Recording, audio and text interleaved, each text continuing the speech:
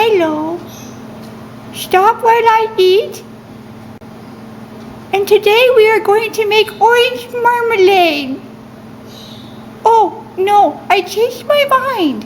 I got these on sale, and we need a little sugar, half a cup per jar. Oh, and of course we need to peel the oranges. And I go get the other oranges for you. This is Chef Janie Pendleton, and today I'm going to teach you how to can up some small mandarin oranges.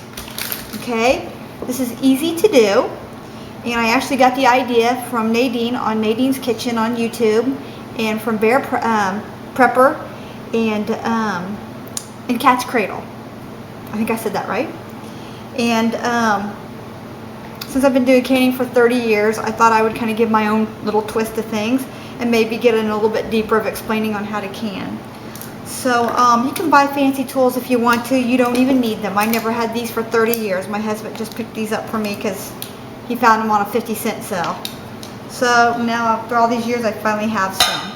So the first thing that you're going to want to do is you're going to want to peel your oranges. Now you can can your little mandarin oranges. You can can them in halves, wholes, or in sections, okay? So the way you peel a mandarin orange is you just take any knife and just lightly cut. See that? I'm just lightly cutting through the orange and around that little section right there. Then you just want to squeeze in your thumb underneath here like this, and you want to work your thumb back and forth like this. And just keep working it. Work your way around. So easy to do. And these little cutie oranges that we got on sale today at Walmart, they have such a thin skin that these are perfect for making marmalade as well, because you just julienne these really small, and they make for great marmalade. But look, it just peels right off. Okay? Now, oops, I threw that in the wrong bowl. Now you can take, and you can just can these up whole if you like. I like canning them in halves or in quarters. Quarters is good too. Or you can even do this in segments. And I just kind of quarter mine down like this, and that's fine. Segments are good, but again, I like mine quartered. So a little mix of both. That's what I like. And again, we're going to show you again how to do it. Now, if you cut in too deep when you're making that slit, then you'll put your thumb in here, and you won't be able to peel that off. So that's just a little trick of what I use. Get that thumb in there. And this is the most tedious part, but then again, when you're canning, you know, anytime you're prepping the vegetables, you're going to reach a tedious part. Now, if you get a larger orange, you can just take your knife and cut here between the segments like this, and then you can just open it right up like that right there. Okay, and we're just going to throw those in. Now, when I get done peeling all of these oranges, we'll be right back. Oh, and by the way, another tip in my kitchen is I save the orange peels and I put them in a Ziploc baggie. Everything, even the little in pieces, it doesn't matter. I put them in a Ziploc baggie and I put them in the freezer, and then I use them for my household cleaner when I take my white distilled vinegar and I add this and a little cinnamon and a little bit of clove. And I set that in the refrigerator in some white distilled vinegar for about a week or two. And then I add that with probably a 1/3. So 1 part vinegar orange peel mixture, drained, to 2 parts water. And that's what I use for my sterile cleaning solution. And my birds really like this. It doesn't bother them. It doesn't bother my children. And that works. And these are great down the garbage disposal as well. It really freshens up that garbage disposal. Now, the other ingredients you're going to need for this is you're going to need sugar, of course, and boiling hot water. And I'm going to show you my technique on how to can mandarin oranges. And I'll be right back as soon as I peeled all of these. Oh my. Okay, John's popped in here real quick. Say hello. Hello. This is the husband, and he's segmenting the last few oranges for me here to give me a break. But got about 1.5 bowls of these, so I figure I'll probably need about 7 pints. We'll see. My canner holds 8 pints of the wide mouth, so we'll see what happens here. But this is what I'm doing with the pills here. I'm just putting them down inside a baggie, and we can use these for so many things. Like I said, for the vinegar and orange peel cleaner. You can even stuff these down into a dark bottle, add a little bit of vodka, let it age for about a week or two, 3 weeks, 4 weeks, whatever, and it will store up to indefinitely. And you can have your orange extracts. You just stuff that in a bottle, pour in your vodka over the top, and you've got orange extract. Of course, you have to let it, like I said, you have to let it sit a while. And then these are great for freshening the garbage disposal. You can go online and see what's good with orange pills, but that's just some of the things I use them for, and I just throw these in the freezer and then I have them when I need them. Okay? Okay, now here we've just put our jars in a nice hot soapy water solution. It has a little bit of bleach in it. The dog is getting my legs. Puppy, no! Puppy, no! Lexi, you have to be the center of attention at all times. Okay, now we're just rinsing the jars here, and then we're going to put these in a boiling water bath, and we'll be right back. Lexi, go get it. Go get it. You silly girl. Lexi loves oranges. Okay, so I've just taken my big 16-quart stock pot. And that's perfect if you're doing quarts, it doesn't matter, or pints. And what I've done here is I filled this up with enough water. And I got this tip from Bear Prepper. And she said to just put your size of canning jar that you're putting in, just take 1 jar, sit it down inside here, and fill it to enough water that it comes to the bottom of this first ring right here. Okay? And then by the time you fill this up with the rest of your jars, then you should have 1 inch or 2 inches over the top of your jars, and that should be enough water. It's a very helpful hint because I just ran some through, and that actually works. So after 30 years of canning, thank you Bear Prepper, that actually worked. Okay, but I'm adding about a tablespoon or 2 of vinegar, just a little bit, and that will help keep my jars from getting cloudy. We have hard water. Okay, now we're getting that to a nice simmering stage, and we're going to turn the heat down a bit.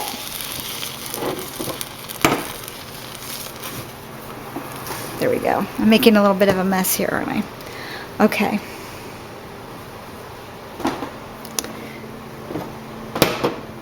Now here we have our jars. They're not coming quite up to a simmer yet. The water's hot, not quite to a simmer yet. If you'd like, you can add just a pinch of vinegar to this too, but I would wait as long as you're sterilizing the jars. It's best just to keep them in here when you have the caps on. That way you don't get the vinegar taste in your food. You can do it either way, but I just assume just put it in with the actual canner. Okay, so we're going to put the lid back on here.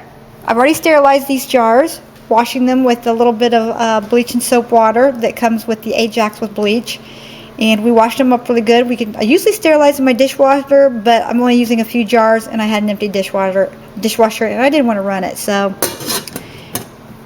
can't talk today. But anyway, here we go. We're going to cover this up, and we're going to crank up this heat. We're going to keep this water bath canner on a low simmer. We don't want it that hot, and not yet.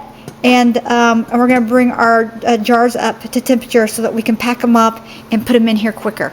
Okay, we're going to do 4 jars at a time. And my canner should hold 8. And we'll be right back. Okay, our jars have been sterilized for about 20 minutes. You don't have to go that long. And steam is actually what sterilizes the best. So we're just going to empty this out. And we're just going to take these over and sit them over here. And we're going to fill these really fast. We're going to fill these up 4 at a time. Look at the steam coming off that. Perfect. Okay, and number 4. And then we're going to quickly add 4 more in.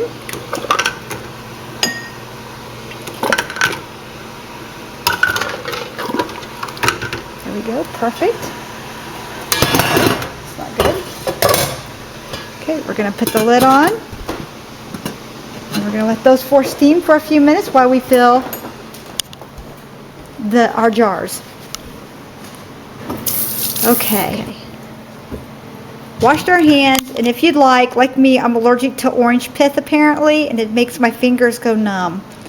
So I found that out the hard way today peeling oranges. Normally when I make marmalade, I just cut right through them, so I don't really handle a lot of the pith, but apparently it has limonene in it, and the same stuff that's in deep heat, a wintergreen menthol. So we're just going to take, and we're just going to fill up our wide mouth or small mouth jars. I prefer a wide mouth jar with the fruit. And isn't this gorgeous? The sun's just coming right in on us right now. Isn't that going to be pretty? Look at that.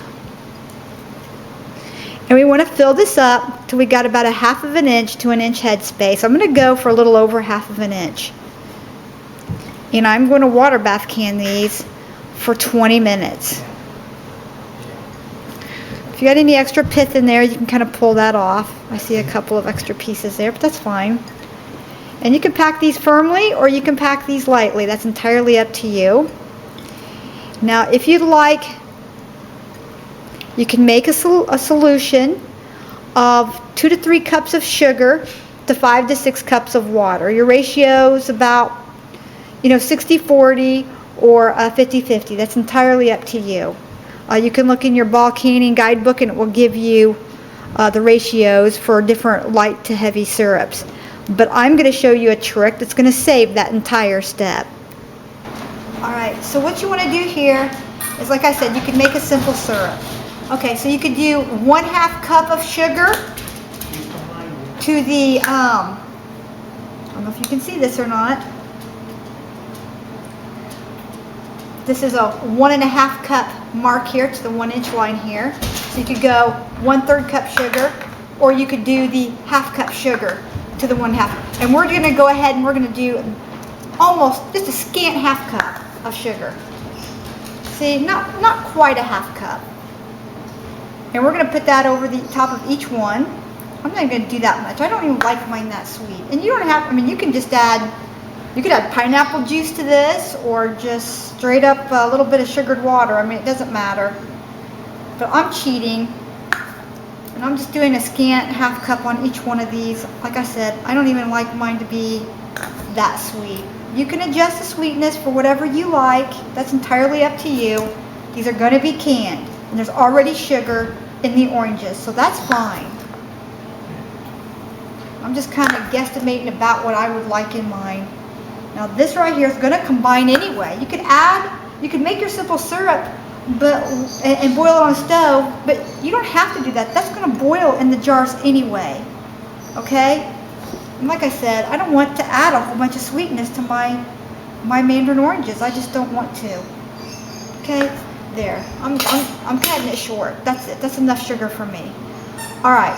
So now what we're going to do is then we're going to add our boiling water right in on top of that. There you go.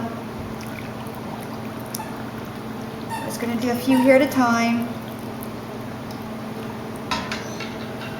And then what we're going to do here is we're going to take our little piece here and we're going to get all, and you want to do this about 3 times. See that? You just want to use that, or you can use like a spatula or a bamboo stick, something that's non-metallic. My mother-in-law used to use a stainless steel butter knife. They say not to do that. So, and this kind of mixes up that sugar just a little bit. Okay, we're going to go ahead and add a little bit more water to these. We're going to give ourselves between about a 1/2 inch to 1 inch head space. Anywhere in there works, as long as you don't get any less than a 1/2 inch. Okay. Let me just measure this and see what I've got here. Let me push that fruit in there. Okay. So I've got about 3/4 of an inch here.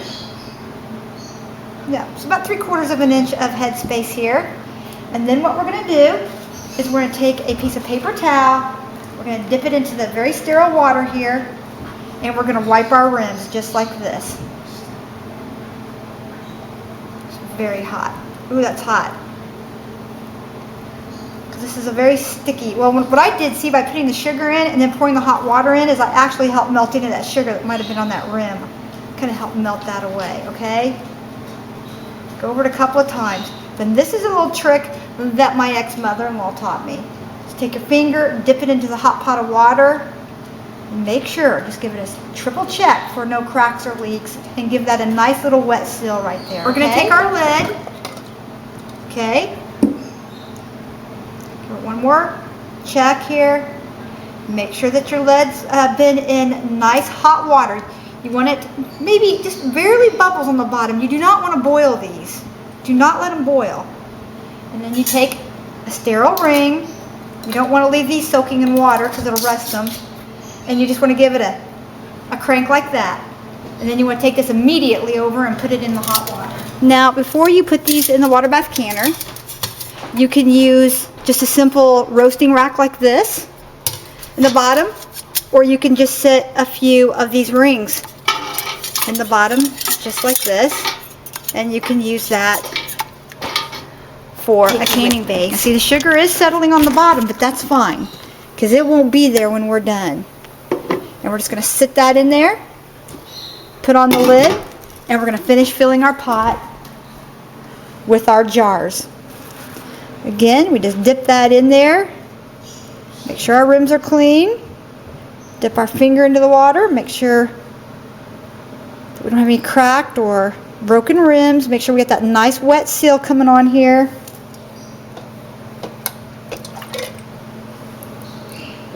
Put on our ring lid. Can you see that with the sun coming in the way that it is? We have a big window over our fireplace, and it's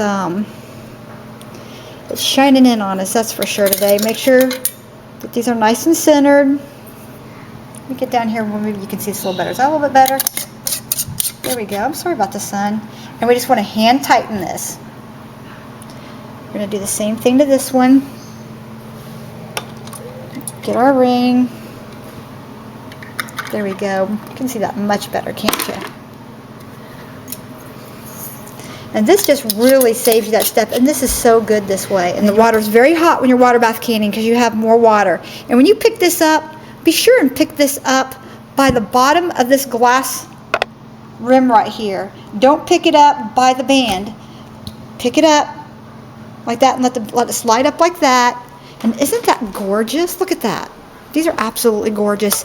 And this is if you're a beginner canner, this is actually a really good thing to start your canning with. This is so easy.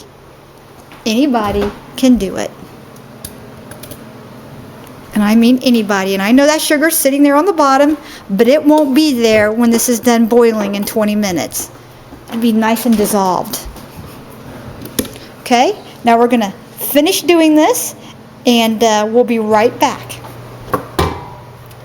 Now once you get all your rings in there, and you've got them all turned with the flat side up, then you might, if you use the large rings, you might want to put a small ring in there.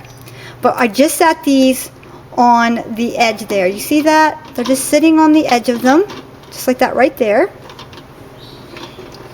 That's perfect. And then we can sit this one then in the center where we've got the double one without it falling through. Just like that. That's perfect.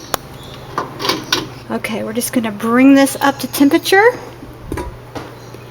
And we've got that 1.5 to 2 inches covering the top.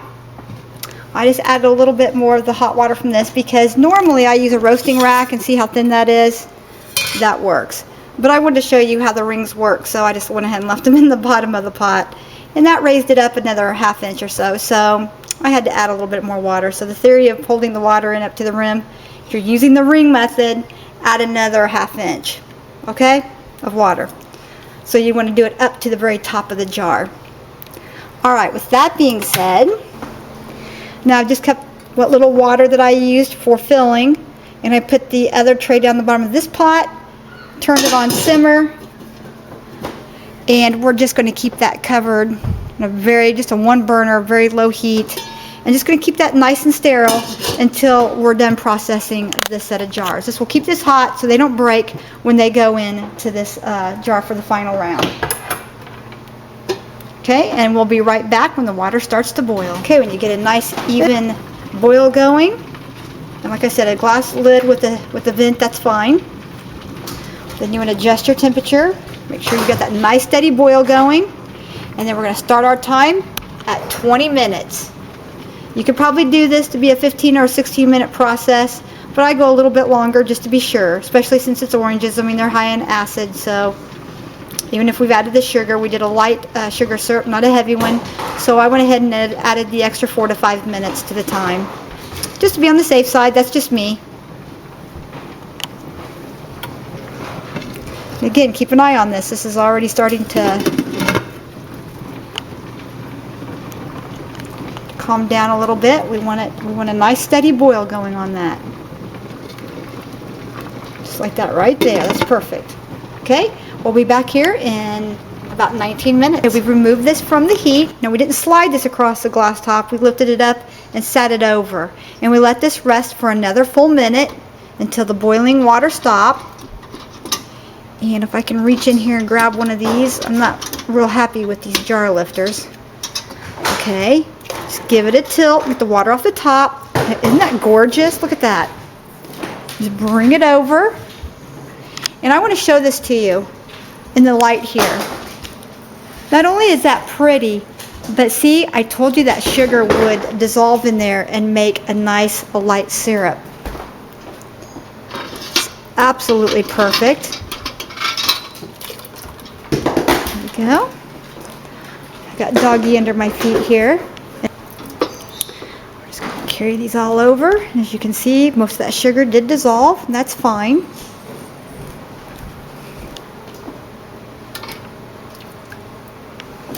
And last but not least, there we go.